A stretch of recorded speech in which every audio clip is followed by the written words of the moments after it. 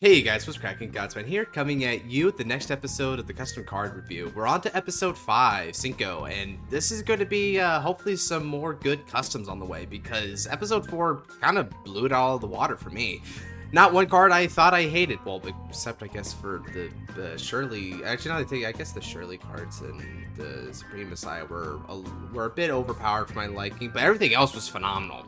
That said, we're just beginning. I'm looking at the poster. There's still like so much more to go through, man. So we've got a journey ahead of us, folks. So let's get right down into it. Right over here. Character Storm 5038. Here are Stoicheia plant token support custom cards. All right. There are 5 cards in total, 4 normal units and 1 set order. All right. Well, we have the map laid out before us. Let's go through with the agenda. Black Petal of Eternal Love Emerus. That's a pretty name. I like that name. Auto. When this unit is placed on van or rear circle, so it can be a Vanguard or a rear guard versatile unit. Cost. Discard a card from hand. Countercharge 1. Search your deck for up to 1 Bioroid card or 1 order. Reveal it, put in your hand, shuffle your deck. If you put a card from your hand, call it the 1 plant token, and it's got a hard once per turn. Ooh, continues with the Vanguard circle. We have 3 or more when Hope meets Miracle in your order zone. That must be the set order in question. All of your plant tokens gets power plus 5,000 and shield plus 5,000 and intercept. All right. So as a rear guard, this can get you a really nifty counter charge and also a powerful search effect. Honestly,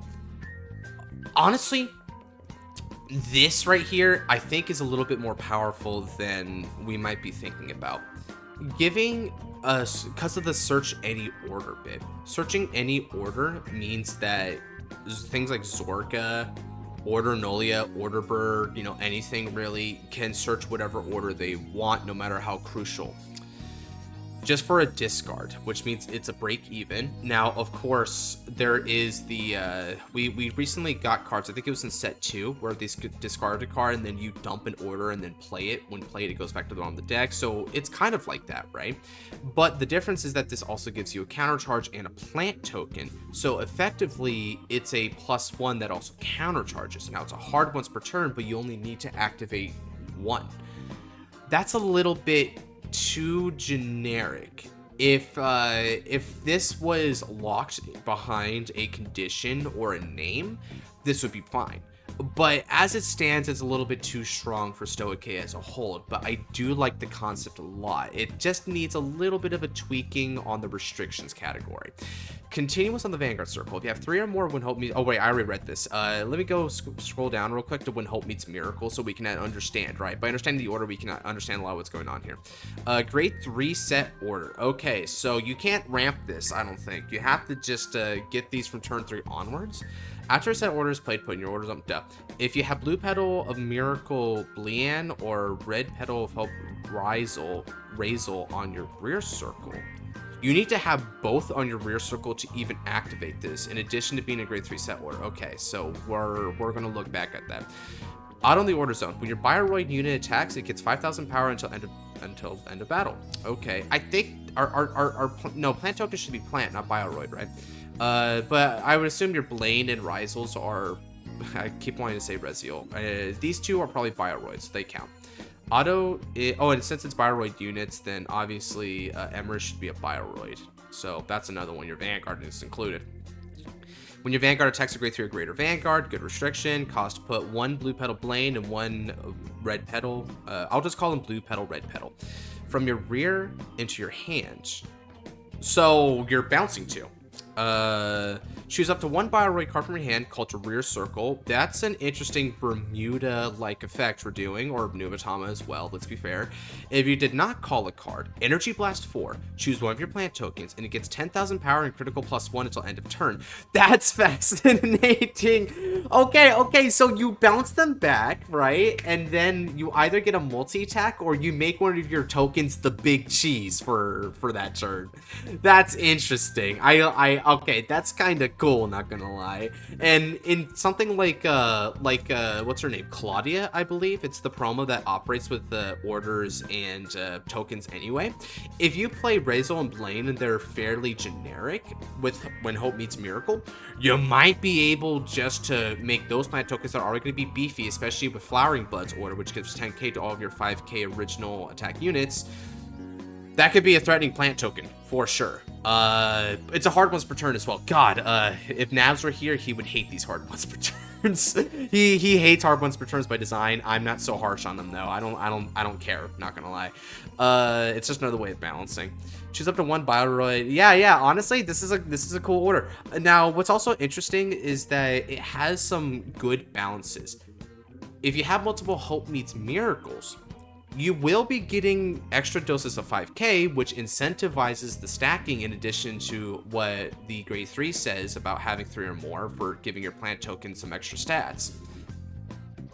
But this effect requires you to bounce the blue and the red petals, so you're probably only going to be able to achieve it once, especially also because if you're doing the plant token, but you have Energy Blast 4.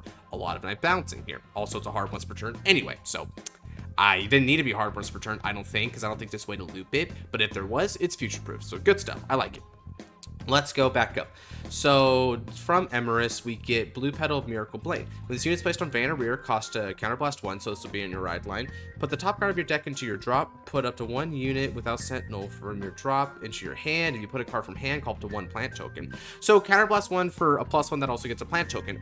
Very strong. Okay. If you have 3 or more When Hope Meets Miracle, this unit gets plus 3k continuously, which means it's a 13k beater as long as you have 3 or more. Alright. I like that. And since it's only rear, then it's not like a defensive as a Vanguard. Cool. Red Petal of Hope Razel. Grade 2. It's another grade 2.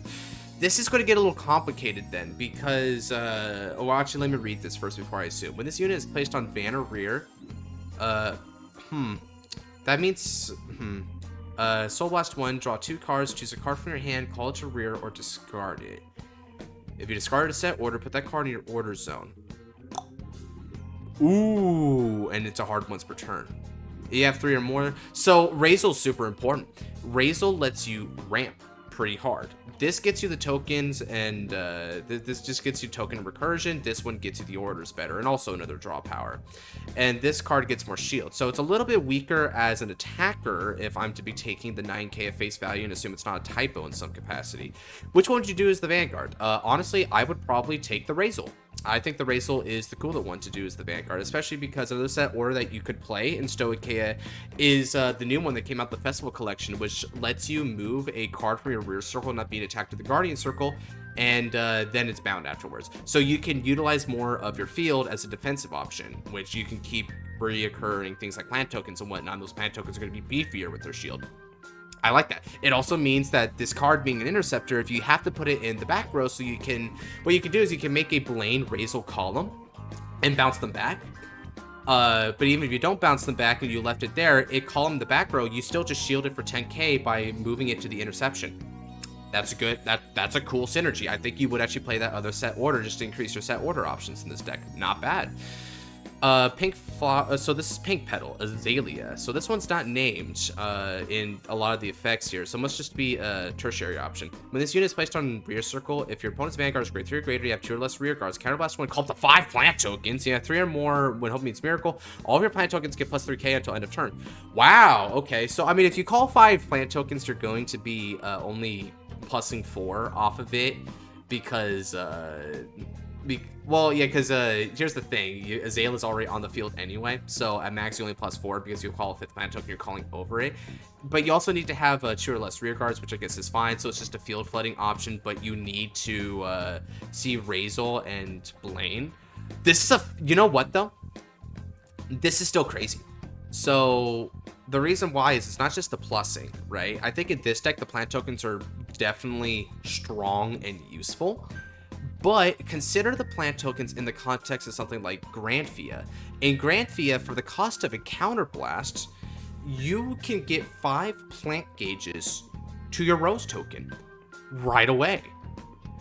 And that's because you won't have to call over anything. You can get all 5 to the Rose token. This is okay in this deck, It's superb in Granfia. Automatic 4 of, I think. You would totally play the CB for that. My lord, is that powerful. Okay. Overall, I like these cards. I think that there is some unintended generic applications that are a bit overblown with Emerus, and also for stuff like Granfia, Azalea also pushes it over the edge. But I think the interplay between the set order and how Razel and Blaine work is pretty fascinating card design. It's very interesting. All right, Serioso. Edit, this is for D-Series. It's that time again. Today I'm sharing my Wuxia inspired cards. Wuxia is basically a genre of Chinese fantasy media. Oh, I think I might have heard of that at some point. I wonder though, do I know any good like Wuxia? Hell, I don't even do like Dynasty Warriors, dude, so I'm gonna assume not. Okay, so let's start. Yujian, I'm gonna try my best to pronounce these, but forgive me, I'm not good with Chinese. All right, training time. Okay, when wrote upon. Okay, so this is the starter, Yuijan. Cloud Rain trainee Yuijan. Okay, so Yuijan's going to be progressing. It's one of those progression ride lines where it's the same unit just moving up in life. Cloud Rain trainee Yuichan. When placed on Vanguard Circle, create a Cloud Rain Sword token and put it in your hand. It's like the mirror's present that you got with the V series mirror. That's interesting. Auto on the rear, if there's a Cloud Rain Sword token on rear or hand, this unit gets power plus 2,000. I guess in the case of the token, it would have to be constantly revealed to your opponent, or it would need to have an effect that reveals one in hand. Because otherwise, how would they know technically by the nature of the game, right? I mean, I know intuitively they'd know, but still, the game doesn't know for them, right? Cloud Rain Disciple Yuijan. Grade 2. When it's placed on Vanguard Circle, create another token to put in your hand. Okay, so these tokens, because it says on rear or hand, I wonder if these tokens can be played as if they were regular units, which it's a little bit weird because when tokens move outside of the space that they were designated to, they tend to dissipate into nothing. But these ones seem to have extra stay power. That's interesting. Also, these are Keter Sanctuary, which isn't really known for their token interactions so much, so another interesting bit. Continuous on rear Guardian Circle. If you have a Cloud token on a rear circle, so this one's only on rear, it's not in the hand. Interesting. It gets 5k power and 5k shield continuously. Good effect. Cloud Rain Prodigy Yuijan. Here's the grade 3. I found my new goal. Surpass the skies themselves. You go for it, Son Goku. Auto on the Vanguard Circle. At the beginning of your main phase, create 2 Cloud Rain Sword tokens and put them into your hand. Again, more into the hand. Auto, when this unit attacks, counterblast 1, call up to 3 Cloud Rain Sword tokens from hand to the rear circle. Okay. And this unit gets plus 2k power for every token called this way. If your opponent's Vanguard is grade 3 or greater, the tokens get plus 2k power again. Okay, so what's the stats of the token? Grade 1, 8k power, 5k shield, boost. Okay, so these tokens are effectively just free grade 1s that you get, and you can like play them to the rear normally. All right, at the end of how this unit attacked, retire this unit. But if you boost with it, it's different. It gets used in the rear circle. If you have a grade 3 Yuijan Vanguard, this unit gets intercept from the back. Bro, fascinating. Okay, so these tokens are like extra pluses. You can use them for extra multi-attack because all the and I like the way the numbers work. So if you're calling the tokens, they're going to get plus 2k. So if your opponent's not grade 3 or greater, that means they're going to be at grade 2 when you do this. So if you're calling like a column of 2 tokens, that's going to be 10 and 10, which is 20, which is a good number against a 10k Vanguard. But it's going to be 12 and 12, which is 24, which is still a good number against a grade 3 or greater Vanguard. So very, very intelligent numbers. I like that. Also, I guess the tokens would have to have a stipulation that they can exist in both the field and the hand. I think that's how that would work, but we're just going to forgive it because it's clearly the design intent of it. So it's just, you know, a technicality, right? But I like this a lot. It's like you're having reserve troops in the hand that you can call. They're, I guess you would call them infantry, right? Because this is Keter Sanctuary, and you're sort of like a Chinese general. You're just calling out your infantry at any point. Your infantry empowers your other Yuijans. Nice. They work as a unit. It's cool. I like the flavor. 3 support cards. Cloud Rain Disciple Yongzhe. That's my rival. Okay, cool. Let's see those flying swords. He has really good flavored text. I love it. Continuous on the rear circle. During your turn, this unit gets 10k power if there is a Cloud Rain sword token at the same column of this unit. Okay, that's cool. That means that against a grade 3 or greater Vanguard, it's going to be a 32k column, which is not quite the number you want. Just a front circuit can guard that anyway, but it's close enough. If it was, if this was a grade 3, it'd be a different story, because the 13k base would make that a really incredible number. I think that would be 35, and 35, it's even painful against MLB. Auto on the rear circle when your other Cloud Rain Sword token is placed on this unit's circle. Oh, so we're getting some sort of Orpheus type effect. Counterblast 1 to retire when your opponent's rear guards and create a token, put it to your hand. Nice, nice, nice. So you can Counterblast 1 to not only retire, but it means that...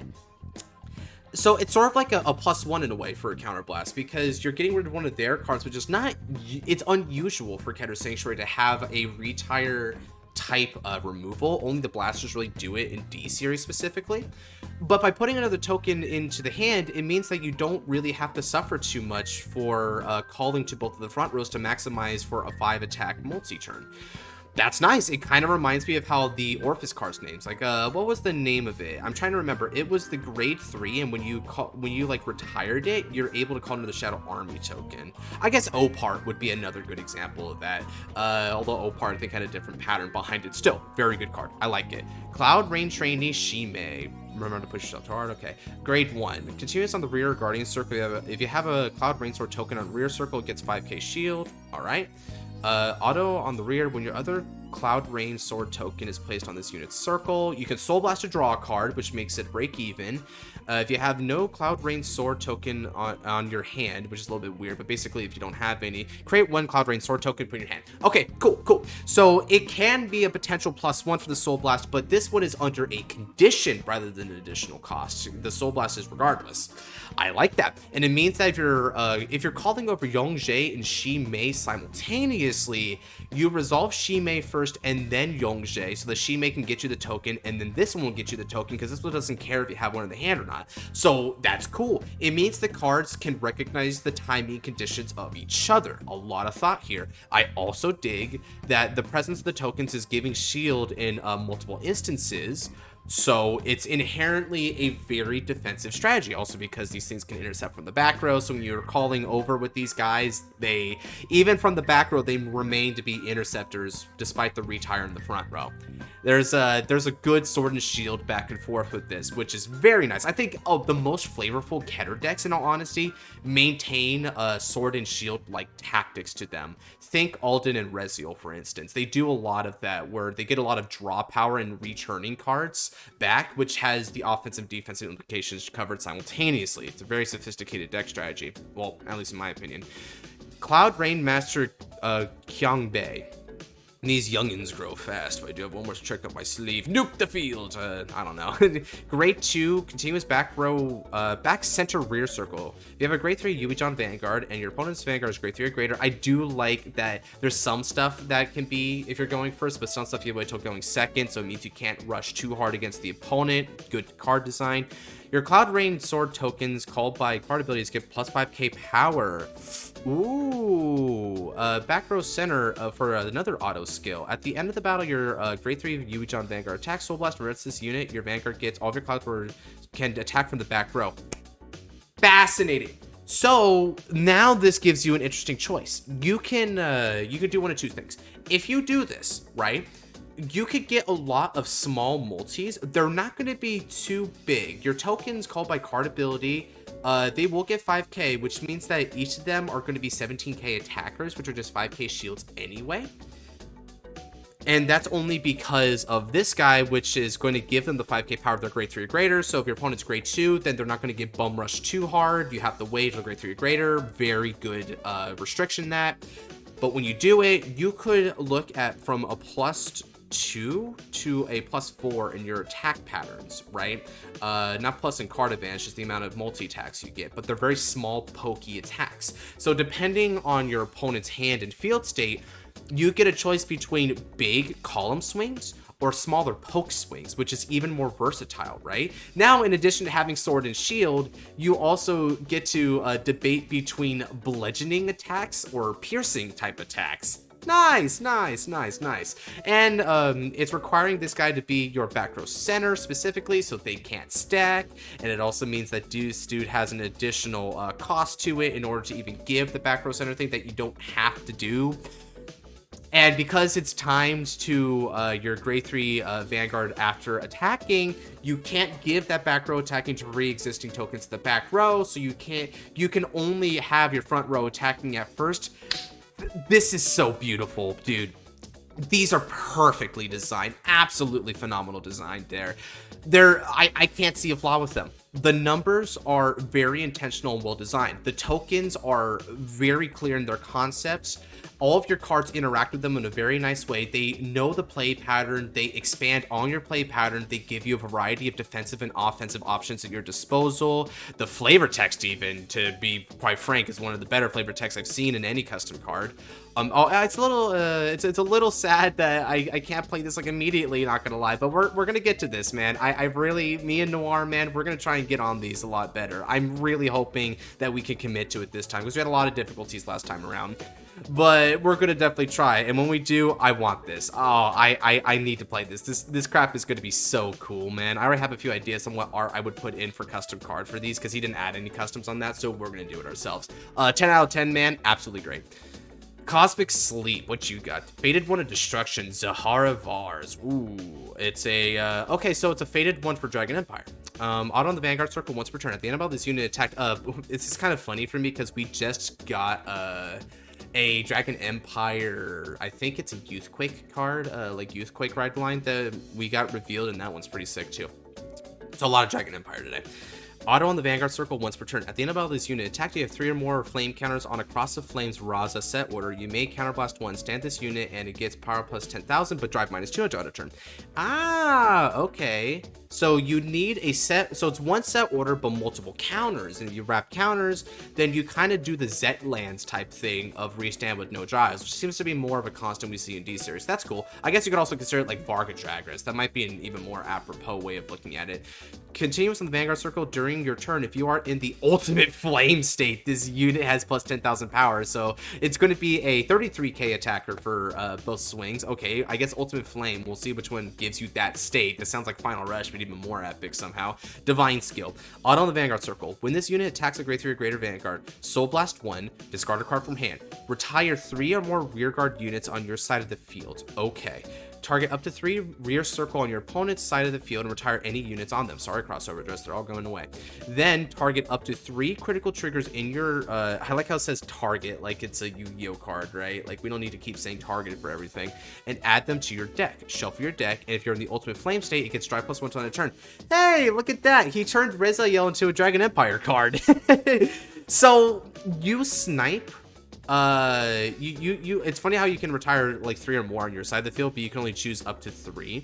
So you would just obviously do the 3 for 3 unless there's something I'm not thinking about here. But you're negging 4 to neg 3 of them, and then you're throwing back criticals and getting a drive, which is now breaking even if you're in the ultimate flame state, which now that this Vanguard isn't doing it itself, I'm almost convinced that it's probably granted to you by that set order, the Raza one. That's a cool divine skill. I like that this part of it doesn't soul blast, right? It's just this part that counter blasts. So, also, because it's drive minus 2, that means that when you do this order, when you do this divine skill and get a drive plus 1, that means it's going to be triple drive and then single drive. So you're getting 4 drives total. And it's that aspect of it is a plus 2 in the sense that this doesn't even discard cards, it just minuses the drive. So you'll be able to, that 3rd drive and that 4th drive are just for yours to keep. And it's just a discard, so it's ultimately a plus 1, and then it's like a break even on both sides, and then you're getting back critical triggers, which putting back 3 critical triggers is really nice because you're restanding. Yeah, I dig it. I dig it. It's a little bit derivative of Rezael if we're going to take a creativity thing, but I like it. Rezael and Varga Dragras just had a child, right? Which I guess for all the Akina now shippers, that would be a dream come true. But that's besides the point, right? The blend of those two comes into a pretty pitch perfect harmony. I like it. Again, we're gonna have to see the rest of the cards there, but so far so good. Fated One of Destruction. Wait, Zahara No Hair. Wait, what? Grade 3 Twin Drive. When this unit attacks a Vanguard in the Vanguard circle... Wait, hold on a second. We've already had the Fated 1 instruction. What's happening here? Is this a retrain? Auto on the Vanguard circle once per turn. When this unit attacks a Vanguard, you have 3 or more counters on a Raza set order. You can Counterblast 1, Energy Blast 2. Give 5k to the front row rear until end of turn. Look at the top card of your deck. You may choose to bind it or add it to your hand. Wait, now there's bind and adding to... This is weird. Okay, let's read on. Auto the Guardian Circle. When called to Guardian Circle, you have a Fated 1 of Destruction, and you're in the Ultimate Flame state. It gets 50k shield to end a battle. Wait a minute. You know what I'm thinking right now? There's 3 effects, and that second one's a defensive one for your Fated to Destruction. This is so Reziel, right? Because the main Vanguard is like the Reziel, and then this one's like the Liel Immorta. Okay. Now what's the third skill? Divine skill, auto on the Vanguard circle. At the end of the battle, this unit attacked. You may counterblast 1 and discard a card. Stand this unit gets 50k power until end of turn. Okay, Overlord. Then if you're in the Ultimate Flame state, you have 3 or more cards in your bind zone. This is ramping up your binds, by the way, but you can probably self-bind other stuff. Like Liel Immorta, it's ramping up bind zones. This is so like those. You may retire up to 3 of your opponent's units and gain critical +1. Okay, so unlike the other one, which you had to retire your own stuff and discard, this one is just discarding 1 and retiring 3 of their crap. You also get a critical +1. At the end of the turn, you use the skill, you can Soul Blast and retire 2 rear cards you control. Ah, there it is. If you're on the Ultimate Flame state, you have damage equal to or greater than your opponent. Okay, you may heal 1 damage. Okay. This one I don't like so much. Now, of course, I think this is pretty cool to ramp up some extra resources and get power, and I think the cost is appropriate for it. You get the flame counters of the Raza, which we still need to see that.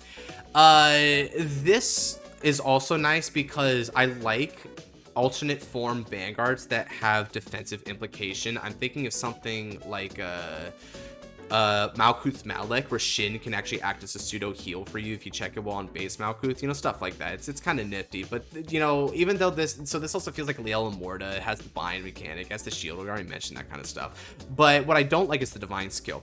The divine skill feels like a better version of this divine skill, where you get to have the multi attack, but it's just 15k is not greater than 5k, but when you're using both the 5k and the 15k, you just get 20k anyway without being, you know, without having to do like other stuff for it. You're just doing the counterblast 2 and discard, which I think is fairly easy. But you're getting 3 retires into critical without having to retire your own crap, and then by retiring 2 of your own crap and soul blasting, you get to do a heal, which feels overall it just feels more powerful than the first one. And I think ultimately I would accept it solo, but because it's coming off the heels of a card that I think was more fair and based on the norm, this one I'm a little bit more iffy on. But thinking about it objectively, if this was the divine skill, I would say it needs to cut out the fat a little bit. If the divine skill was one or the other, I think that'd be cool. I'd probably take it to where this divine skill is just this bit, so that you have an aggressive divine skill and then you have like a defensive divine skill, which makes sense because this is more about advantage and shielding anyway, right? So you get to choose between either one or the other, offense or defense, whichever way the flow of the battle tends to be going. I think that'd be a better way of doing it because this is a bit overloaded, but it's not too bad anyway. But I think it's not quite as good as Haravar's in overall design. Cross of Flames Razha. When this is set in your order zone, you can Energy Blast 1 to gain a flame counter on this card, okay? At the end of the ride phase, you gain a flame counter on this card. So every ride, you're able to get more counters. You only need to Energy Blast 1 just once, and it's when you set it, and that's it. Afterwards, this is going to get flame counters automatically. If this card has 5 or more flame counters, you are in the ultimate flame state. So this is going to take a while.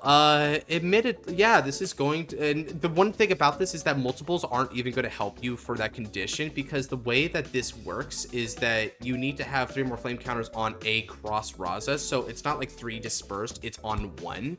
And this one is going to just accrue a flame counter on it, and you need to have 5 or more on it specifically, not just 5 or more in total in the cards in your order zone for the ultimate flame. So yeah, you only need 1 Raza, and you have to just build for it. And if you're playing Raza as a grade 1 order, then that means that it's you're on turn 5, you should be in the ultimate flame state, which is when you burst it. So it's very late game there, but if you can get to that late game, then it totally justifies the blast off that you're about to get. I'm not sure if it's more powerful than Blankmire, admittedly, so it might be a little bit underpowered, but then again, until you get to that point, this is still a pretty nice and even Steven restand ability that you got going on. So all right, I kind of like it. If you, that's more the Varga side of things, where you're waiting for the optimal time to strike and blow up on your opponent. But it's based on your cards instead of the opponent's damage, unlike with Varga. Some support cards: Burn, Collapse Dragon, Averick. I like the names. Auto on the rear circle. At the end of the battle, this unit attacked. Checking if we're still recording. I'm sorry, I do that like once every session it does, but you know, I'm just trying to be precise about it. You can counterblast one, stand this unit, choose with 2 different effects to activate. Wow, okay, so it's a CB to restand just of its own volition with no other condition. That's pretty powerful. You draw a card, soul charge 1, or give a flame counter. Ooh, accelerating flame counters. I didn't even think about that, but that's really important. Yeah, but it's for a counterblast, and counterblast is kind of precious, so you can CB to draw and give a flame counter and restand. I think you probably want to only choose one of the 3. 2 of the 3 might be a little bit above the average because most restanders aren't also plussing you in card advantage when you're restanding. The CB for the restand is in of itself the proper trade-off. The extra effects are a little bit too much. I think you could probably get away with in like not have these part of it, but just have it also give a flame counter. And that's it, because flame counters, all flame counters are doing is just trying to get up to 5, and then afterwards you don't care about other flame counters unless you have effects to burn flame counters. So yeah, I would just CP1, stand it, and also give a flame counter and cut out this fat in the middle. Servant of Destruction Soki, grade 1. When this unit boosts, you can Soul Blast 1 to gain 5k until the end of the turn. During this battle, your opponent cannot intercept. Alright, cool. Nice effect. When this unit is retired by your Vanguard's effect, draw a card. You know what's kind of funny about Soki? Soki is also a... Okay, so when this card is retired, but you can draw a card, which is good because you can self-retire both of the skills. I like that. You can get back some of that advantage, so you can combo to mitigate the negs that are inherent in that part of it. Nice. I like the intercept because it's also like Varga Dragras. Varga already has Wuxia, but if you're really intense about it, you can also just play this to be a 13k booster that also says no intercept. You must lose your cards, opponent. Varga is going to wipe them out no matter what. It's kind of an asshole maneuver, but honestly, I'm okay with it. Servant of Freedom, Lanika. On the rear circle, when this unit boosts your Veneliz named Vanguard. Veneliz. Okay, just to check. What? What's the Veneliz? If you activate this effect, retire this unit. I don't know what a Veneliz is. If you have 3 or more Harmony, Verdianda set orders. Oh, this is for stuff down here. Okay, so okay, we'll ignore this for now. For the Dragon Empire stuff, I like it. I think you went overboard with some of the effects, and there's some bloat with it. The defensive type unit you need to cut down the divine skill a bit. And with this one, you probably should just give a flame counter only. This card is perfect. I think your main Vanguard is really cool as well, and the Raza is simple and to the point, which is nice. Fated One of Freedom, Veneliz. It's a Stoicheia. It's also a human. Neat. Vanguard Circle Act. Energy Blast 3. Church Stop 7. For up to 2 Harmony Verdia set orders from your order zone and shuffle your deck. Alright, cool. When this unit attacks the Vanguard, Counterblast 1. Target up to 4 Harmony Verdia set orders and send it to the drop. The following effects are activated by the number of cards set. Wow, okay. I wonder if you can, like, if it's one of those, or it's one of those cards that's like, you may play 16 of me in your deck or whatever, because that might justify that. Alright, what are the effects? 2 orders. Draw a card and get 5k to your Vanguard. Alright, simple enough. 3 orders. Stand a back row unit and this unit. Okay, that's definitely the threshold you want to reach. This unit gets drive -1 and the following effect. When this unit attacks a grade 3 or greater Vanguard, you can counterblast 1. If you do not boost this unit for this battle, you target up to 3 units with boost in the back row. Leonorn. Okay, so it's like a restanding Leonorn, but unlike Vivasha, it's like quicker, but you need to pay like a different assortment of cost and conditions. 4 orders. Energy charge 2. Target a grade 1 unit from drop and add it to your hand. Nice. This can include a PG, which I like the defensive aspect of that. I think if you put 4 orders down, you deserve to have a really pog skill like that. Okay, cool. Divine skill. Damn, this is kind of bloated, not gonna lie, but you know, it'll just probably be like a Valiant Saber reverse. Some cards just have to have a lot of text. It's nothing about it is overbearing right now, so we'll accept it. Auto Vanguard Circle. At the end of the turn, you attack 3 or more times. Wait. Oh, it's not just what any unit, it's just attack 3 or more times in general throughout your turn. Okay. You may cost Soul Blast 1. Target 3 Harmony set orders. Is enemy your order zone. They may target heal, trigger fear, drop, and add to the top of your. Oh snap! Oh, that's so cool. Okay, so it's both the defensive, a possibility to heal. Your opponent knows it, but they can't avoid it. And you're also recurring your set orders back so that you can go for the, and because it's like 3, you can't get to the 4 naturally with this skill, but you can at least get to the most important part. And because you're also cycling back a PG, that's another defensive aspect to it. Oh, yeah. That's cool. And one element of this that I like is that it's very thematically in tune with the nature, pun intended, of this Vanguard. It's a Fated One of Freedom, right? But it's a Stoicheia unit. So I'm imagining something that's very kind and harmonious, maybe gentle looking in nature. And this feels in tune with it. So that's cool. Now, what's the order do? So it's a grade 1 set order, which means you can start slapping this down. Special rule continues. You can have up to 12 copies. Cool. I had a feeling when you're killing them en masse like that. Now, is there an alternative way to putting them in there?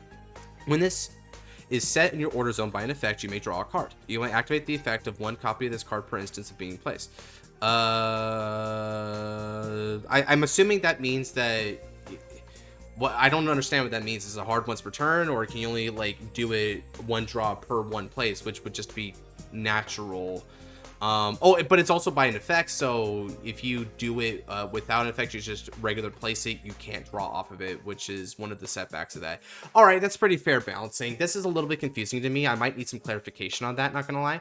But still, I think this is fine. You know, it gives you just enough to operate this and keep going with your set order gimmicks. You also get to place 3 back, which it feels like Gravidia, right? When Gravidia placed the meteors from the deck, the regular neatness meteor showers, they drew because they're replaced by the Gravidia ability. These, in a similar way, are also going to draw you cards. One thing that I don't like, though, is that I think based on the timing, if you're placing these and set them, then you may stack a heal. With these, it says you may draw cards, so if you don't stack a heal, or no, what I mean to say is if you do stack a heal, you'll have to draw it unless you just don't draw with any of these skills, which feels like a waste. So, the timing on that's a little bit weird. I'm not sure if that was your intention where you have to forego one or for the other. But if it is, then I guess that's fair play. But still, it just feels like there's an element of dis-synergy when you do it that way. Still, this places and gets you more draws. It's fuel for the fire. You send them to get a bunch of skills, just like Gravidia's, which is kind of flavorful that way. Now let's read this again. When it boosts your Vanguard, you gain 5k power and it has to retire itself. Okay, which I guess you can add it back to the hand because this is a grade 1, although you probably want a PG if you can help it. Back or rear during the turn, you place 3 or more set orders on your drop. I think what it means is when you like send 3 or more to the drop, this unit has 3k power, which means it's in the 11k booster, which is a 16k booster. 16 plus 13 is 29, which it's over the 28 threshold, so it's a good number. Yeah, it's okay booster. It's just it's a basic big booster, which I don't know if you'll play it in all honesty, because there's just like better cards to play in this day and age. I mean, hell, even like Elmadir if you're like having soul problems or whatever. This is a really big. Oh yeah, I guess it's also you need big boosters. You're trying to do the Leonorn style effect, right? But you could just do a lot of Leonorn cards and outsource to those because they have a ton of effects that help with the boost gimmick that deck had going for it without being Leonorn restricted.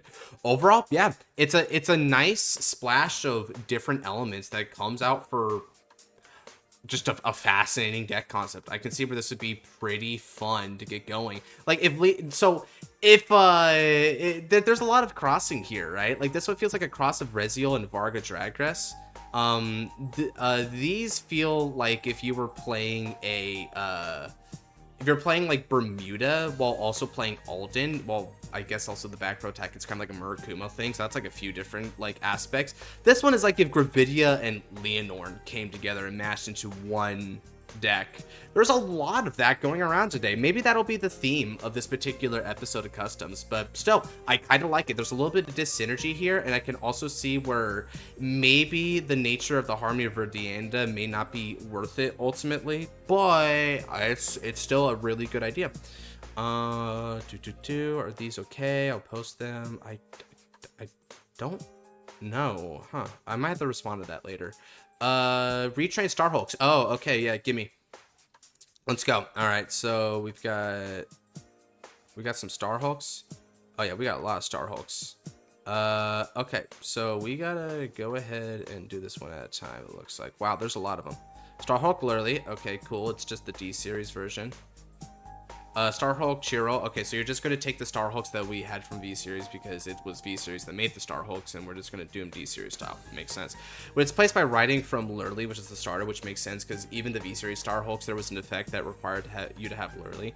You search your deck for one Symphony card. Okay, so that must be your set order. When placed on rear circle, you counterblast one, reveal 4 cards, which I think Chiro had a top 4 search radius as well for a different effect.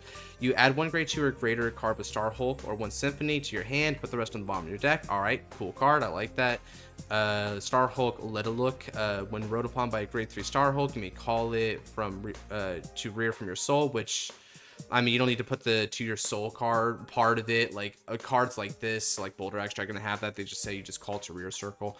Auto on the rear circle. When your drive check reveals a card with Starhawk, this unit gets power plus 10,000 until end of turn. All right, so it's sort of like a pseudo way of getting power from a trigger without actually getting triggered. It's just normal units. So it reminds me of V-Series Dauntless Drive, where you just kind of have that consolation prize going for you. You win either way. Auto when it intercepts, you have a Starhawk. Look at the top card of your opponent's deck. You may bind that card. Ah, okay, so it's more of that deck manipulation. I think that's the original did that as well. Wandering Starhawk Ruler Brand. Auto on the Vanguard circle once per turn. Counterblast 1 and Soul Blast 1. Select 2 orders in your order zone and conduct them. Okay, so the Symphony, you're the conductor of the Symphony, so it's a you have a musical theme going on here, which is really funny to hit on that right after the Harmony cards, which is another set order musical theme. It's what a coincidence. So you conduct them, this unit gets 5k until end of turn for each order conducted with this effect. So it must be the orders that gets you into the meat and potatoes of the Starhawk gimmick then. Wandering Starhawk Deity Brand Ringer. So this must be the even bigger, better Maestro. Act on the Vanguard circle once per turn. Counterblast 1. Conduct all orders in your order zone. That does feel grade 4-y, which, by the way, since it is a grade 4, it has triple drive. But it doesn't have the bigger base. It's still just 13. Then all of your Starhawk units in the front will get 5k for each order conducted. That's a really, really big burst. That's fine though. Grade 4s tend to have really big stuff. I mean, just look at something like Draguled Ignis. Draguled Ignis is like making your opponent's power 0 and giving 15 in the front row. That's like an extra 25k shield demanded for each attack from the Vanguard, and the restands a lot. So this is still apropos to the power level, depending on how many conduct orders you should have in there. At the start of the ride phase, call one Starhawk unit from your drop to rear circle. Wow, for free? Damn. All right, you know what? Fine. We accept it. That's not too bad either. Okay, first Symphony prologue. Oh, interesting. So this has a sort of a Griffo Gala flavor where your orders are telling a story of the apocalypse. That's cool. Although I guess for the Starhawks, it would be more of an invasion. Auto. When this set order is placed in the order zone, if you have a Starhawk unit on the Vanguard circle, which you should always, conduct this order, rest this order. This is considered being conducted. Okay, so it can conduct itself, but then afterwards, on the next turns, it can't self-conduct because it wasn't placed anymore, which is why your grade 3 and grade 4 needs to do the conducting themselves. All right. When this set order is conducted until end of your opponent's turn, change off your opponent's front trigger increases to the back row. Oh, so this is where we're gonna get the regular Starhawk type effects because you're reversing the triggers, which you guys don't know that's what Starhawks did. They took trigger effects and flipped out their effects to be the inverse of what they were. And front triggers were probably the weakest change because it was still kind of a beneficial effect to your opponent, just in a much less meaningful capacity, whereas the others were more negative by their inherent nature. Still, all right, it's pretty one for one of a translation to what the V Series one did. All right, I think I can understand what the other one's going to do now based on that. So yeah, self-conduct when placed. When it's conducted, your opponent's draw trigger effects is discard a card. See, instead of drawing one, you discard one, so +1 to a -1. You know, sweet and simple, but also very really sad for your opponent. Self-conduct, when it's conducted, the critical effect changed to your opponent's Vanguard's critical -1 to under that battle. So yeah, the one thing is that it's just the Vanguard is getting the minus crit, so at least your opponent's rear guards can still do damage, but this one sucks for them. And then here comes probably the most threatening one in them all, which is going to be the heal trigger. You can only have 1/4 Symphony Finale in your order zone, right? Okay, this one, I like that this one is also progressing in like the grades, and the higher the grade, the more devastating, which is accurate. I think that's a really good way of labeling them the order of severity. You can only have 1/4 Symphony in your order zone. When it's placed, you know, you conduct it as per usual. When it's conducted, your opponent's heal trigger effects to deal 1 damage to your opponent, which when they think they're going to like 5th or 4th damage heal, no, you're just probably gonna kill yourself, buddy. Oh well. So that's quite crazy. Yeah, this is just like Star Hulks. Honestly, this would be fine in D series. I think the Star Hulk nature of it is perfect. It's a lot like Omni Grugio in that it takes the nature of D series, which is very much based on trigger sack. It feels like there's so much sack in this format, and it's the triggers that makes the difference between which deck is going to win and which deck is going to lose. And you just take that sack and you flip it on your head, where it's like, hey, you better brick on your drive checks or you're going to have a bad day. It's just Star Hulks through and through. So it's very cool. It takes the set order mechanic into account too, to where you're activating your Star Hold effects. And it means if you don't see a particular conduct, then you can't shut off a particular trigger effect, which is a bit difficult. So it's a lot like Omni Grugio, where just like with Brant, at first you can only shut down a couple of triggers with Omina. This can only shut down a couple initially as well. Although I guess when you place one of the set orders, it'll also shut down one, so you can probably get 3 max, which I guess Omni Grugio Lindell Key also lets you do that as well, yada yada. This will get you all of them though. And once you assemble all 4, you're good to go. I'm not sure how much of each you would play. Maybe you play like 3 of each or something like that. But that would mean that's a lot of set orders going around, and you don't really need to double up on it. Although I guess you can double up because then you get like extra negative like stuff, right? Where like this one would make them like discard. But wait, no, the change should just be to that one changed effect. It wouldn't be like stacking on the effect, right? It would just change it. Never mind then. Still, yeah, good design. I can't complain about these. I think these would be just fine in D series, and some people would love to like ravage locals with it, and it could probably take some games. Just, you know, how vulnerable D series decks are to their triggers being tampered with. All right, let's head back over. Yeah, good cards.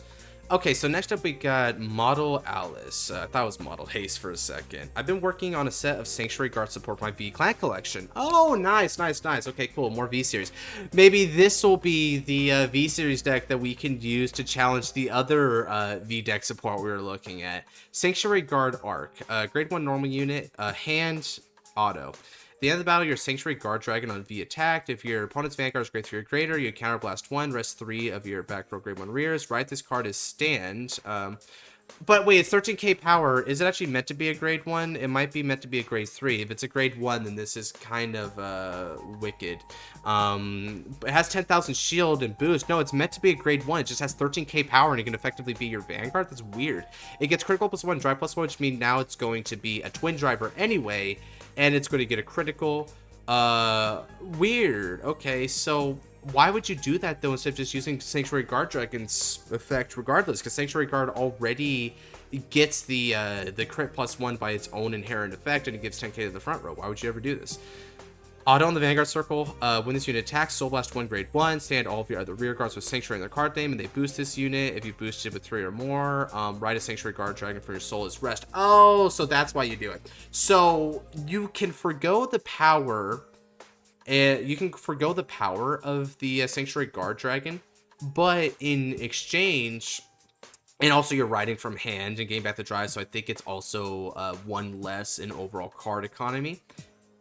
but you get more multi-attack, which means you're not reliant on the Jewel Knight engine with Ashley to get more multi-attack.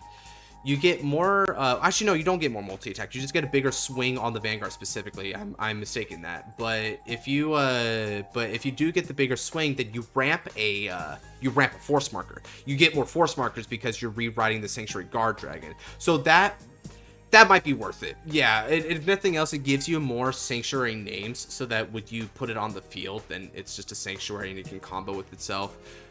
All right, yeah, I think I can dig it. It's kind of cool. You just choose what you want to prioritize. Do you want the bigger overall power for your field? Do you want the bigger singular attack and the force marker? Take your choice. It's for the same. Oh, and I guess also you're negging one for it by comparison to the restand. It's not a neg one inherently though. You got Sanctuary Guard guarantee. All right, drain 3 normal unit. Auto the hand at the end of your opponent's turn. If your Vanguard is Sanctuary Guard Arc, which, hold on a second, let me look at this. Sanctuary Guard Arc, yeah, it's meant to be a grade 1, but wait, why would you? But that's weird because Sanctuary Guard Arc, you don't want to do that because you're going to be riding back to the Sanctuary Guard Dragon ideally, right? Is this for if you can't pay the grade 1 Soul Blast? Weird. If your Vanguard is Sanctuary Guard Arc, your opponent's Vanguard is grade 3 or greater, Counterblast 2 and ride this card to stand. So I guess it's a way to guarantee. Back row rear, during the battle, this unit boosted Sanctuary Guard Arc, when your opponent will call guards to Guardian Circle. Oh, okay, cool. So that's another thing that you can do. If you, I don't like Guarantee's hand effect, because I don't really get why you would ever do that. If you're going to do the Sanctuary Guard Arc effect anyway, you should have the Soul Blast 1 grade 1 so you can get the force marker. That's a part of the appeal of doing that. So yeah, I don't know why you're doing that, man. But it's there, I guess. It's better to have it than not to have it, right? That Counterblast 2 that Counterblast 2 Dragon Tree Rush we were talking about in the last episode, I guess, is another concept of it. Continuous to the back row rear, though, that's a cool effect because if you have that battle door, which isn't inherent to Sanctuary Guard Dragon, it's another reason to go for that. All right, Sanctuary Archer. Grade 2 normal unit. Okay, normal stats for a grade 2. Thank God. On the rear, when placed from hand, Soul Blast 1. It's under the soul restriction. Okay, so you might still want to play some Jewel Knight engine if you have the space for it. You don't need all the sanctuaries on your field because they can give you back soul really easily.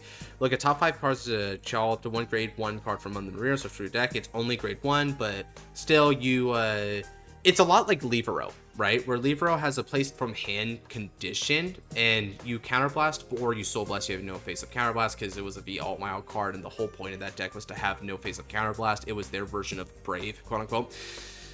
This is like Levero, but it's a smaller search radius, but it's always a soul blast instead of a counterblast. And unlike Levero, which is grade 2 only, this one's grade 1 only. All right, that's fair. Out on the rear, when your Vanguard Sanctuary Guard and its card name attacks, which this is a Sanctuary Guard, so this counts. Counterblast 1. Stand this unit. There's a lot of counterblasts going around. It gets 10k power. If your Vanguard was placed during this battle phase, stand a back row rear guard in the same back row standard. Oh, okay. So here's the attack pattern. You do arc. When it attacks, you soul blast to stand all of your other rear guards, and they boost it. So like Leonore and Bavash, they go up, they rise, and then they bow again. But when this thing bows, you can then CB1 to restand it, which means it's effectively a multi-attack, but it's also a multi-attack for the entire column. And because it's getting the plus 10k during the boost, I believe the 10k will also then translate to Sanctuary Guard Arc that it's still in the process of boosting. That's a really good combo skill. It feels a lot like Leonore. All right, I can dig it. This is a pretty sophisticated attack pattern you're doing as Sanctuary, which is nice because Royals can be a little bit boring sometimes with their attack patterns, particularly in V-Series. Conjurer Mithril. Continuous on the rear Guardian Circle. If you have Sanctuary, this unit gets plus 5k power and 10k shield. All right, nice even keeled effect. Good stuff. Auto on the rear, when this unit attacks, Counterblast 1, discard a Sanctuary from your hand, and this unit performs drive checks until the end of that battle. At the end of the battle, put these units in soul and draw a card. Alright. You CB1 for drive pressure, but because it's a drive check, you break even with it, and then you put in a soul and draw, which is like an inland pulse, which is also in the break even, but it's giving you a soul, and you do need soul. So yeah, the only thing I don't like is the cost initially, because CB is going to be kind of hard for you, and discarding a sanctuary could be a little bit brutal because there is a very particular couple of sanctuary cards in the hand that you might want to keep in there. So I don't know, that seems a little bit risque, but hey, if you have a good thing going, then you know what, you could do this for simply Sanctuary Guard Dragon and leave it at that, right? If you're just doing basic Sanctuary Guard, you don't want to do the Arc type crap, just do Conjurer of Mithril with the regular Sanctuary Guard shenanigans. He works out just fine. He still does a lot of the stuff that you want anyway. Rainbow Guardian, grade 1. It's not Sanctuary named, which is a little bit oof, has anti-synergy. Grade 1 normal unit. Continuous on the rear. If your Vanguard has Sanctuary in its card name, all of your other rear guards in the same column as the unit cannot be chosen by your opponent's card effect. Really nice defensive skill. This goes part and parcel with another card. I forget his name, but he's a grade 2 Royal Paladin that, as long as it's in the front row, it's able to protect your other units from being like chosen, I believe, or retired, one of the others. In Premium, this can combo with Arthins, where Arthins give resist to all of your other units aside from itself. So if you put it with Rainbow Guardian, then your entire field gets resist. That's very strong for a deck like Royal Paladin that wants to maintain its field establishment. Nice effect. But you have to have a Sanctuary Vanguard, so that's another good limit, so it's not just generically applicable. Good card. Out on the rear, when your Vanguard Sanctuary is attacked, ooh, defensive skill. You may move this card to Guardian Circle, it gets 5k shield, which means it's a 15k shield total. Nice. If your Vanguard is Sanctuary Guard Arc, it gets 15k until end of battle. What the frick? So this is another one where you just stay on Sanctuary Guard Dragon. I mean, you just stay on Sanctuary Guard Arc instead of Dragon. Why do you want to stay on Arc so badly when you should be riding Sanctuary Guard Dragon instead? What the heck? I don't like that condition. Okay, okay, I think a lot of these effects are cool. They have a good attack pattern. You're having good sustainability. You're able to expand on the Sanctuary Guard playstyle with different lines of play where you can use regular Dragon and these will help it, or the Arc way of playing and it'll help that as well. But because Arc goes back into Dragon under the ideal case scenario, the stuff that works with your Vanguard being Arc, it's like it doesn't make sense. And it only doesn't make sense, but even though it is neat, like this is a really chunky 30k shielder from the rear circle. If you got the Arc and this guy can ride back into it, you don't wanna do it. This CB2 is really expensive for not a lot of reason, and this shield is kind of nice, but it's not the end of the world for sure for V series. Just go back to the Dragon. Ignore those effects. I don't know why you would even do those effects. So I'm not too keen on those. But there are some really cool concepts here. And despite some of the card effect confusion and dyssynergy, I think overall it comes out kind of nicely. If Vanguard, my idea for a new youth base form. I had a new revolt form later, but this works for existing deck. All right, time to take a sip of water because it looks like a bunch of reading.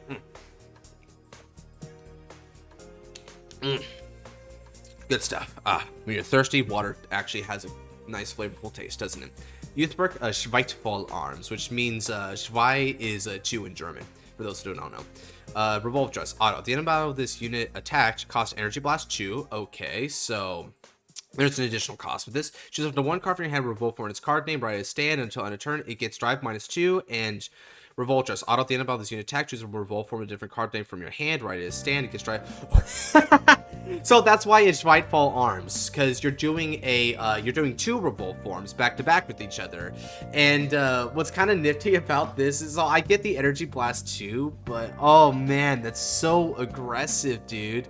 You could burn with your Volfress so quickly.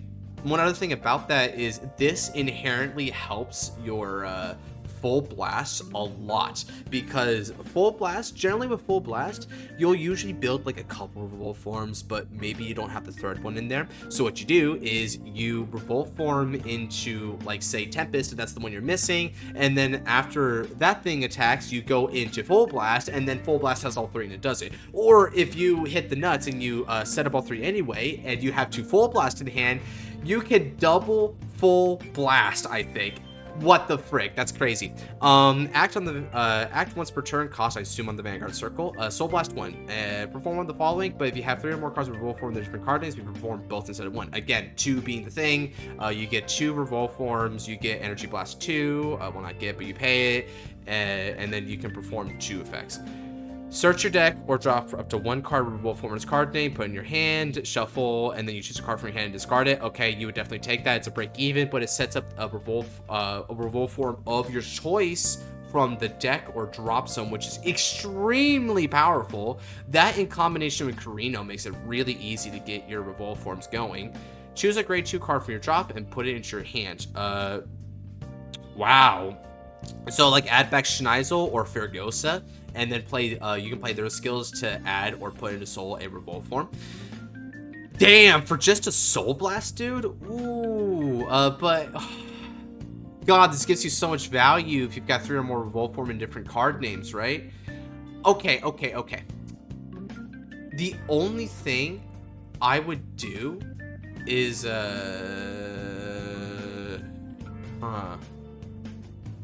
oh wait, hold on a second.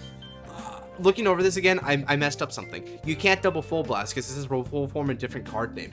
Oh, okay, but you know what? That makes it so much more flavorful because that means that you're kind of changing your dress mid-battle multiple times, so he's alternating his forms for different combat combinations, which is super sick. I like the versatility of that. One thing that would be cool personally is if you could ride a different revolve form from the soul, so you can reutilize what you already have in the soul, and then maybe have the cost be discard a card from hand so that you can still maintain that inherent -1 of it. That's just a personal suggestion on my part because I really like youth and I think that'd be sick, but still, even so, I do that. It kind of feels like Common Rider, right? Where a Common Rider would have like the different color forms, which I'm told that Youthberg is based on Kamen Rider Kuga, because Kuga had a red, blue, green, and purple form, to my understanding. Or was that Denno? No, Denno was like gold. It was Kuga that had those particular colors going for him. And you could do something similar like that. Okay, cool. Special points. Let's read those. The Revolve Dressed Youthberg gets placed with another Revolve Dress ability, meaning you could ride Tempest, for example, and then at the end of that battle, ride a Gust, or if you have Zest and Gust and Soul, you can ride a Tempest from hand first, then gain the skill again to ride Full Blast with all 3 in Soul, max 2 Vanguard attacks. Has a minor cost like Skyfall, but has the ability to multi-attack. Right, that makes sense. And it's like I was saying before, right? You can build up towards Full Blast if you haven't already, which is cool. Instead of Rearguard multi-attack, you're allowed to change forms mid-battle, which is super flavorful. It makes Youthberg way more fun and energetic to play, which is amazing because the deck breathes nothing but stale air right now in its current incarnation. Can't change Zest to Zest, Gust to Gust, yada yada, because restriction different names. I'm glad I caught on to that. Tempest into Full Blast will stack for rear guards balance-wise unless you have multiple Sequanas. It's really hard to get excessive amounts of drive checks, and the second skill no longer checks top 3, so you can't dig for her anymore. Right, that makes sense. But you can dig for grade 2, which means that if you go for Schneisels, it's another way of comboing into each other, or if you hit Persona Ride, you can go into something like Spiral Cutie to dig a little bit for Counterblast, and there's no Counterblast with these part of it, just your Revolve form, so you probably do have to CB Despair for it, so that's interesting. You can't trigger skills that activate when your Revolve Dress is placed, like Dual Breaker for Ghost multiple times. Okay. Second skill lets you get important grade 2s like the above or Biscotti, and also Revolve forms is a +1 if you have 3 in Soul, right? It is a +1 holistically for Soul Blast, but you need to get both. I mean, you can have one and choose and choose not to do the first skill if you have the Revolve form, so it'll always be a +1 anyway. First form was Protofall, Skyfall, Schweightfall, or German for 2. Yeah, okay, I already mentioned the German for 2. Interesting. Honestly, this is really powerful, and Youthberg can become a lot more explosive and intense as a deck, but I think this is cool card design. Balance-wise, I don't know if this is too much to get the double multi-attack with the Revolve forms, but you're definitely setting up for this, and you're eating your hand into it a bit. But then you can get back with like your CBs. You're using Tempest and Full Blast because they'll get back cards to your hand through drives or just adding cards. But you're using CBs for it, so you have to pay a cost to maintain equilibrium. Honestly, Yeah, I think for the current state of the format, especially we have things like Varga Dragras running around, which can attack 3 times on Divine Skill, but this one attacks 3 times regardless. It might be a little bit more powerful than that holistically, but it has a lot of plussing, and you have a lot of strong Youthberg cards, and if you hit the Tempest into Full Blast, having like a plus 20k to your rears and then being swing pretty big, but you need setup. Oh, I don't know if this is too powerful or not, but I agree with basically all these notes. This dude definitely understands Youthberg with all these notes. He's proved that. There's a lot you can do here, and it's super cool that you can enable Dual Break more if you're trying to take it back that way, because you can Soul Blast out your Revolve forms for the cost of the 10k power-ups, and then from there you're able to Forgosa them back by putting them from drop into the soul. Furthermore, Dual Break used to be a turn 4 card, because the only way to get a Revolve form in soul back in the old days was just to have your Skyfall arms rewrite over your Revolve form during the end phase, so turn 3 you couldn't have one in there. Here, this isn't the exception, right? You're able to do it. You're able to do it regardless. Here's what I would say about this.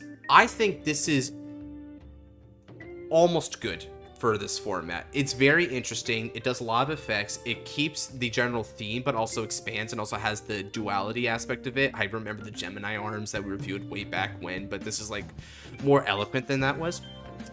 One thing I would add. This part right here, this effect that's given to the first Revolve form to chain into a second Revolve form, make it grade 3 or greater restricted, so that you can't throw down 3 Vanguard attacks on your opponent until they're grade 3 or greater. Even Varga Dragras' Divine Skill has the grade 3 or greater restriction to it, in addition to the 4 or more damage zone restriction. If you can put it like that, then I think it's comparable enough that it'll be quite powerful and fresh, but it wouldn't overtake the format to an excessive degree. That's my one addition there. Aside from that, great work. This is exciting. Okay, Hiao 90, what do you got? Rear, grade 1, this unit is placed from hand, your Vanguard's Iron Anchor, put 2 top of deck in a drop zone, S charge, counter charge, what? I think Iron Anchor is supposed to be that grade 3 Stoicheia boss, the 18k. When it's placed from drop, your Vanguard is Iron Anchor, choose non-regardless piece, put in your hand. I don't know what to think about this. Grade 2, drop once per turn of your Vanguard's Iron Anchor. During battle phase, if played, order this Energy Blast 3 to call it to rear from drop. Okay, seems pretty typical. If bind zone is 3 or less normal orders. Wait, no, Iron Resentment Anchor I think is is like the one that Alchemagics. Kind of like Zorga does, but it's a little bit different because you have to do like the same order, I think. So okay, now that I have that bulwark, it makes a little bit more sense. So you're giving it back some orders. You're in reaction during the battle phase. You get energy blasts. Now, if order was played, I don't know when during the battle phase it's supposed to be like the beginning of the battle phase or when the Vanguard attacks. I don't know if this is multi-attack or not. It retires itself though on rear. The bind zone doesn't have at least 4 normal orders, which is kind of crazy. So it's not going to stick around for a while. Okay, grade 3 when placed is Iron Anchor CB2, search an order, put it in your hand. Okay, for a Counterblast 2 you can do that. Might be a little bit overcost, I'm not gonna lie, but I'll take it.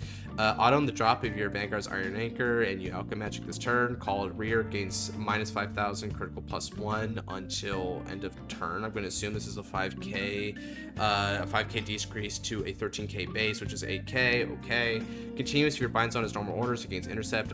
Sure, it gains 2k guard for each order in your bind zone. So it's, hold on, what? So like if you have 3 orders in your bind zone, it's 6k shield, which is a really weird shield value. 4k shield probably isn't even going to do too much, not gonna lie.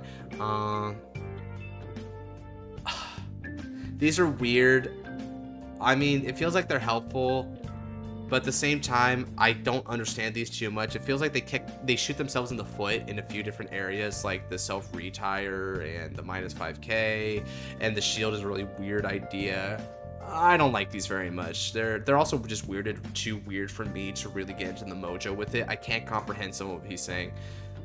Grade 2, if your Vanguard hit, your Vanguard is Shield Fisher, Soul Blast 2, and stand this unit. If your attack hits this turn, Soul Blast 2 instead. You can do it any number of times you want, as long as you have Soul, which is easier to build because of things like Elmadir now. Yeah, this might not this might not be acceptable, because any hit will just keep chaining to more restands and kill your opponent, so that's not sufficiently balanced. Gonna kind of go out with the whimper on that. Sorry, bro. Cool Splinter Cell character, though. I see you're a fan of the series. I'll submit my Zetland support ideas. Thank you, Next Order. Zetland does need some support. More justice for Zetlands. And also, the boy Luon, because he's also in the same set and is equally as undersupported. Although maybe a little bit less so because he's a Keter, and so Keter has the generic Bulwark, and generics in Dragon Empire aren't quite as good overall, and not quite as generically applicable, yada yada. Wrought Iron Dragon, Anvil Dragon, Grade 1. Auto in the rear. During the battle, this unit attacked or boosted. If the attack hits a Vanguard, choose a Smithy in the order zone. You may activate its active effect without paying its cost. Nice. Okay, so you're able to build up more effects on your stuff just by activating the Smithy, and it's for free when you attack or boost it, so you can keep on doing it as long as you hit the Vanguard. And so not hit a rear guard, hit the Vanguard. So it's a pretty tight condition, but it's a good hit pressure with good benefits. Nice. Continuous on the rear circle. During your turn, the number of drive your Vanguard Zetlands has 0 or less. Increase or decrease its critical to 2. All right. I see you.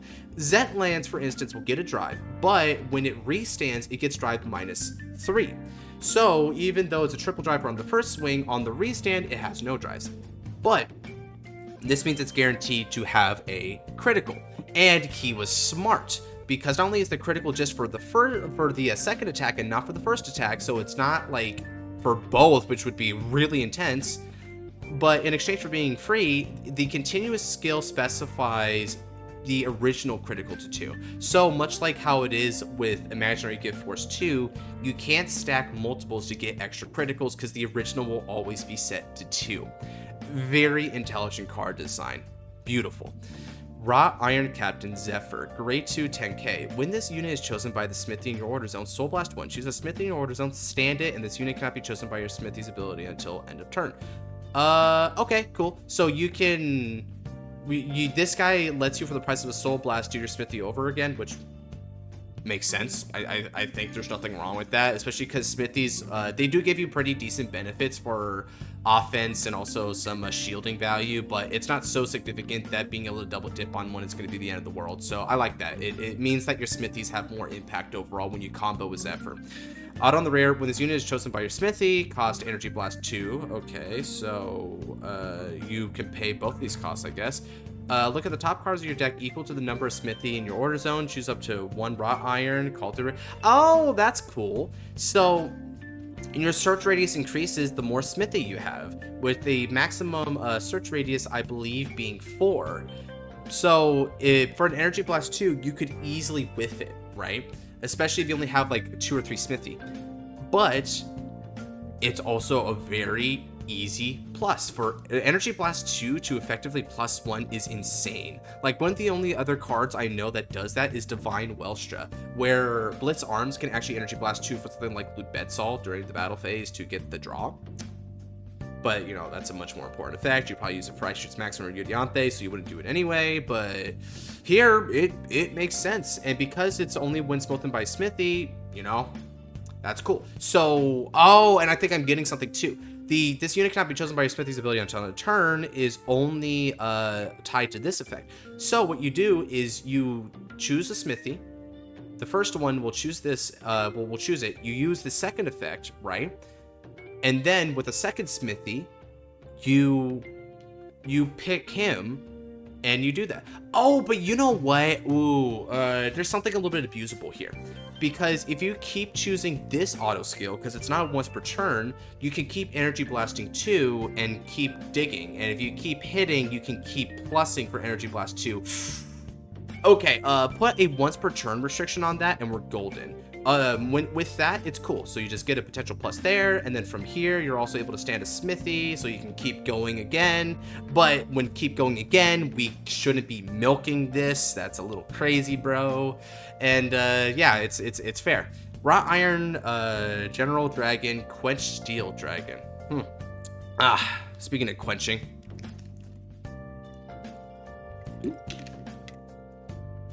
Alright, what do you do? Auto on the rear. When this unit is chosen by your smithy in the order zone, Soul Blast 1, a lot of soul going here. Choose a smithy, stand it, and this unit can be... Oh, okay, so it's the same stipulation as Zephyr. Alright, I dig it. On the rear, once per turn. Yeah. I should be putting that over here, buddy. When your Vanguard Zetlands attacks hits a Vanguard, another on hit. Okay, I like the flavor of it. It's more aggressive nature.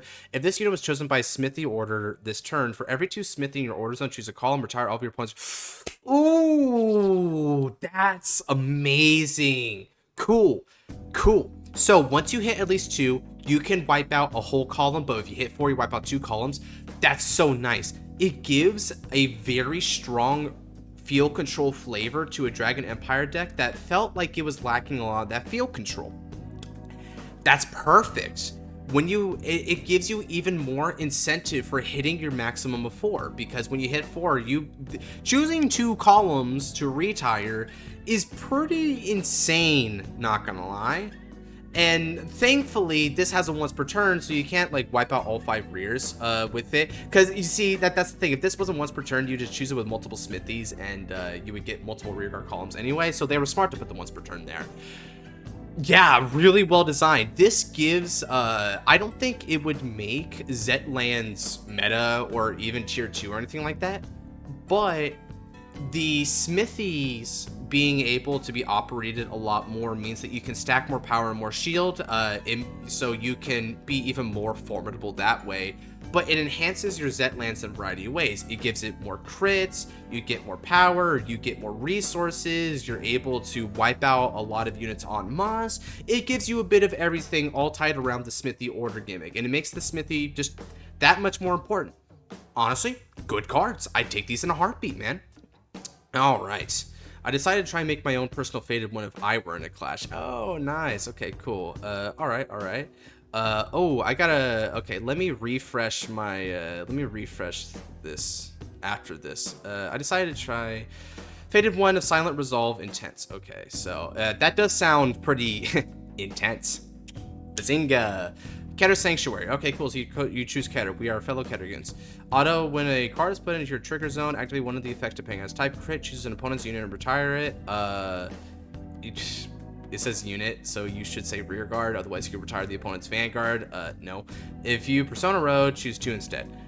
Draw. You may call a card from hand to Guardian Circles. You may call a card from hand to your... Call a card from your hand to rear circle or guardian circle. Weird. Okay, so that means that if you damage check, you can call from the hand, but why would you do that? Because you already took the hit if it's going to your trigger zone. That's not good timing. Heal. Put a card from your drop into your hands. Oh, okay. Front, a unit you control gains 10k, so extra power with the front. You get to +1. The draw is a multi-attacker, and you get to retire with a crit. It's weird that if the persona activate one of the effects below depending on its type, persona route, choose 2 instead. What? Weird. I don't know if I understand, because they only have 1 type, so what's the choose 2 part? Alright, let's continue on. Divine Skill. Counterblast 1. Heal a card from your damage zone. Put all trigger units from your damage zone to the bottom of the deck. Deal 1 damage for each card per turn this way. This turn, all your units get power from your trigger effects. All your units get the power from your trigger effects. So, wait, does that mean that if you put the trigger power on the Vanguard, it's going to be sharing into the rear guard instead, much like Vera? Ah, okay, so that's really big. It's only power, so it's not critical, thankfully. But then when you're checking, you're able to also get retires, or you can do a drop to the hand, stuff like that. Okay, I like this. You're manipulating the nature of your triggers, and then your Divine Skill is a way of checking a lot of triggers and also healing a card. That's a lot of Angel Feather going on, which is pretty sick. You're not just a Keter bro, you must be an Angel's bro as well, which I can dig that. That said, let's see. There's no multi attack there. Also, the divine. I don't know when this divine skill triggers. Now that I think about it, is it divine skill an act? Is it when it attacks? If it when it attacks, then that'd be kind of crazy because that means calling a card from hand to rear guard is a multi attack indeed, which is but I think that makes sense because that's the only way to multi. I don't know when this times, and I don't know what you mean by choose two instead, so this feels a bit incomplete, unfortunately. But the concept of the mass rescue checking from your divine skill and then sharing the power and also modifying the trigger types for it to be very trigger oriented, it is a cool effect. So your foundation is very creative and flavorful. But on the more card technical basis, I'm not quite sure what to think about these because they need more stipulations in order for me to understand it. Gilfar of Silent Wish, grade 2. When it's rolled upon by your faded one, put a normal unit from your damage zone to your hand to put a card from your drop zone to the damage zone face up. Nice! Very cool Angel Feather skill. Perfect. Regal of Silent Desire, auto. When this unit is rolled upon by Gilfar, you may place a trigger unit from your hand at the bottom of your deck. If you do, draw a card. Nice, nice. Okay, so it's a break even, but you're putting more triggers into your deck, which is important because you need those rescue checkings and seeing it. Yeah, even though it's a break even, it's a very powerful break even for deck compression purposes. I dig it. Then you've got Hino. That's Regal. So Hino is a grade 0 with starter skill. Cool. Sasho, Silent Sword, grade 2 auto. When this unit attacks, I'm going to assume this is from the not from the Vanguard circle, just the rearguard circle. Soul Blast 1, this unit gets 5k. If your damage zone has a heal front trigger, this unit gains a crit when it attacks. Wow, so instead of Energy Blast 3, you with Zamoog, you get 5k and a crit for a Soul Blast. I think that's easier than Zamoog. Of course, you do have the additional stipulation of needing to have one of those triggers in there, which is a little bit weird because even though you have a draw trigger like effect, you probably want to do the draws because it has the more impactful potential there. This one doesn't work with draw triggers. It's only specifically those two triggers, not crits, which you would definitely play, and not draws, which you should play. That's an odd effect. Maybe these other units are going to have like different trigger types, so you have to run all 4 in Rainbow, which would be a cool incentive. But in running Rainbow, it's sort of hurting you. But let's continue before I make my judgment on that. Heavel, as an upheaval. Silent Shield. When this unit intercepts or is placed on Guardian Circle, Soul Blast 1, this unit gets 5k. I'm going to assume Shield. If your damage zone has a heal or front trigger, so it's the same idea, it gets 10k in Shed. Okay, cool. So you Soul Blast for 15k guard. Fine. Taima, Silent Shot, auto. When this unit attacks, when you place a card from your hand in your damage zone. You place a card from your drop into your damage zone face up for free. If you do, your opponent must intercept. If your damage zone has a heal or front, this unit get. Wait, hold on a second. You may place a card from your drop into your damage zone, but there's no heal. This unit gets 10k, your opponent cannot call Sentinels from the Guardian Circle as a healer. So it's just heal and front trigger still. Oh, interesting. So you are forcibly giving yourself a damage, if you would like, to get a powerful rearguard swinger that has a Sentinel restrict. I guess that's a fair give or take. Okay. But damn, just take the damage. I know your divine skill heals you, but you have to do the divine skill for it. But I suppose if you're trying to recycle back your heals in multiple ways, you can then heal it out. So that's I gotta admit, just to make the pun again, that's pretty intense. I'm gonna keep doing that. Gersteria, Silent Shade, grade 1 auto. When this unit is placed on rear circle, you may place a card from your damage zone on the bottom of your deck. If your damage zone has a crit or draw trigger, you may place it on the top and then deal 1 damage to your Vanguard. Okay, so let me read that again. I'm not focusing properly. When this unit is placed on rear, so it can be placed anywhere on rear, which is important. You take any card from your damage zone on the bottom of your deck. This can include heals or stuff. Then if your damage zone has a crit or draw trigger, you may place it on top and then deal 1 damage to your Vanguard. Wait. Yeah, this isn't designed very well. So what you do is you can do a rescue check that's rigged, but it evens it out, or you just heal one for free. But why do the rescue check that's rigged when you just heal one? That's way more impactful. Healing for free is no bueno. One of the only cards in this game's history that has been ever able to heal you for free has been Holy Seraph Raphael, right? Which is a stride, and that stride's only skill is to flip and heal, and that's it, right? Yeah, you probably wanted to not let it heal you.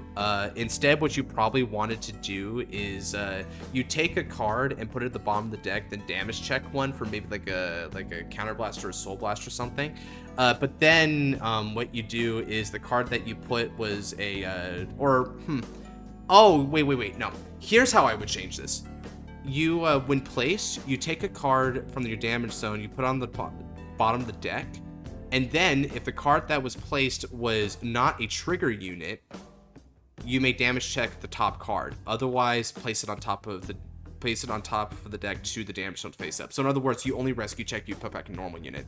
That way you're trying to dig for more triggers in there, which you could then put back with Intense's Divine skill to even more maximize on what you're doing with that. Okay, that's how I would change that. Malfina, Silent Mist. When it's placed on rear, you may Soul Charge 2, which is really impactful for a free Soul Charge 2 because you have some really powerful Soul Blast costs. If your damage zone is a crit or draw, so interesting that these are the crit or draws and these are the heal or front, so they're not mixing or choosing between them. It's just 2 on one side of the ballpark and 2 on the other aisle. You may call a unit from soul to rear circle. Yeah, that's not fair. Even Dark States doesn't have a free call from soul like that on a rear guard. Like Lamina requires Persona Blasts, like not Persona Blast. It requires you to be on Persona Ride and Counter Blast in order to do that. This just does it for free and gives you the soul charge too. Yeah, you need to add a cost to that, buddy.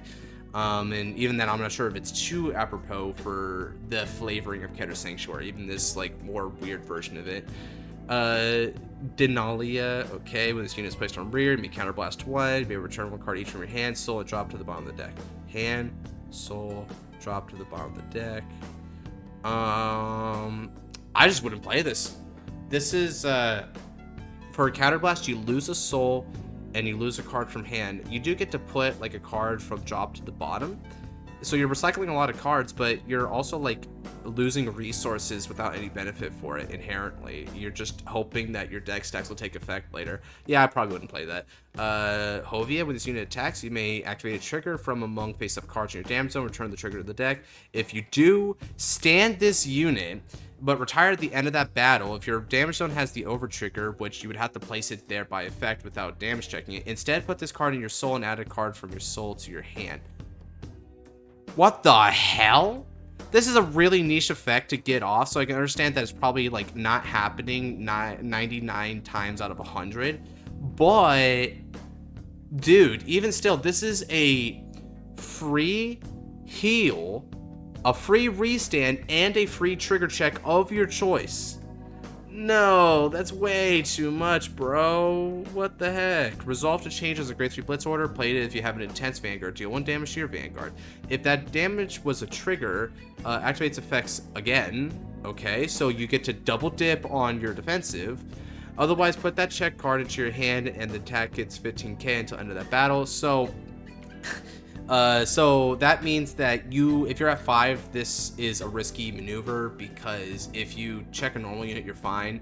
But if you check a trigger unit, then unless the trigger unit is like a heal trigger or something, you die, because it's not going to add it to your hand. That's kind of a risky maneuver. I like that it's only intense Vanguard restricted, because I don't know if I would like just regular Keter Sanctuary decks being able to take that gambit, because you can deck stack with some stuff, like Hexa Orb or whatnot. Yeah, you know, this one is admittedly fine. It's a very big gamble, depending, but you might be able to win the gamble. Interestingly enough, in Rezael, I can see this being played if you're trying to force the issue with the Rezael 6 damage heal, because that means that if you hit a normal unit, you just add it back to your hand, you get a defense, but if you hit a trigger unit, you'll heal regardless, because that's how Rezael's skill work, and then you get the double defensive. So in that deck, this might actually be a little bit cracked. Overall, I think the concept is really cool, but there's a lot of balancing issues with this one. Some stuff is way too free and way too powerful for being free, but even if it wasn't free, I think you heal way too much in this deck for easy. There's also some cards that just don't have name restrictions that are like easy heals without name restrictions. Like this doesn't have a name restriction, so you know you can just do it for free. You know, this doesn't have it, yada yada, right? So there's a lot of card balance that's foregone here, but the concept is cool at least. So I'll give it credit for that. It was a good attempt, Elder Board. I like the creativity in the angel feathery damage checking kind of arena that you were trying to enter into. Not a bad. Okay, let me go ahead and refresh this real quick because this is probably gonna get a lot bigger. Oh man, it's already been 2 weeks since I made this post. Holy crap. Hey. All right, let's scroll all the way down that we can. Oh, we scrolled too far down. See, this is how crazy this is. Okay, so we went here. Comment deleted by user. Okay, how's this? We've got some gold paladin cards.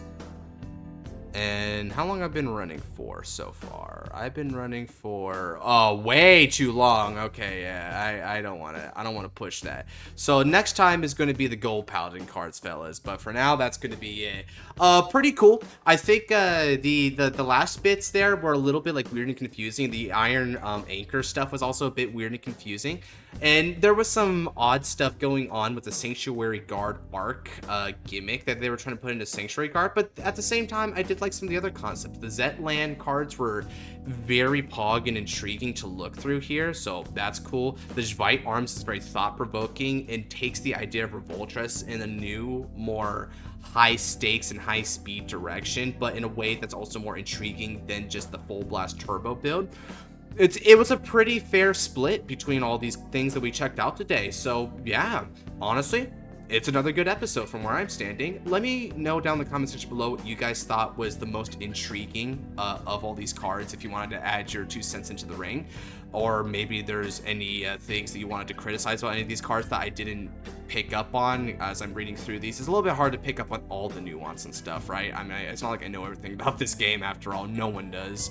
That said, if you did like this episode, then go ahead and check out the other custom card reviews that we did so far in the season. This is episode 5, so there's a lot to catch up on if you haven't already. Otherwise, check out my other Vanguard content if you're still craving for more. We've got fight nights, top 10s, anime reactions, the whole shebang, so check those out. And if you like what you see, consider leaving a subscribe and turn on the notification bell for next upload video. And with that said, take care, God bless.